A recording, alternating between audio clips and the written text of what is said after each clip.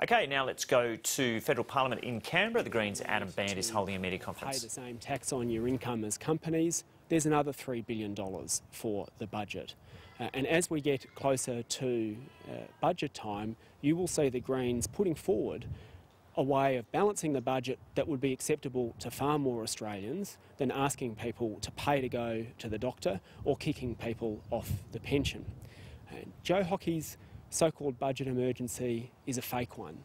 It's fake because the Commission of Audit inquiry that we've established in the Senate has heard some very strong evidence, and it's shown that in Australia our spending on healthcare, for example, is actually lower than countries like the United Kingdom and other comparable countries. It is eminently affordable, provided that we ask those who can afford it at the top end of town to pay their fair share of tax.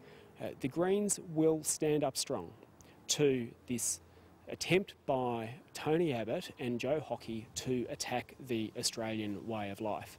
There is an alternative, and we will continue to spell it out. And now there's another report this morning that suggests that even the government's own secret Commission of Audit wasn't allowed to see the figures relating to Tony Abbott's so-called direct action plan on climate change. What has become apparent over the last few days is that Tony Abbott's approach to climate change is based on denial and spending huge amounts of taxpayers' money on a scheme that won't work. And again, we've got two simple choices. Do you either ask the polluters to pay for their pollution so that that money can go to compensation for householders, or do you follow Tony Abbott's prescription of saying we will ask everyday Australians to pay the big polluters to keep on polluting? It's no wonder the Commission of Audit wasn't allowed to have a look at the direct action scheme. The direct action scheme will be expensive and it simply won't work.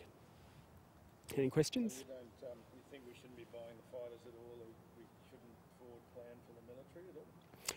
Well, at the moment, Australia has a good defence capability, and experts and military commentators are saying this plane is unproven.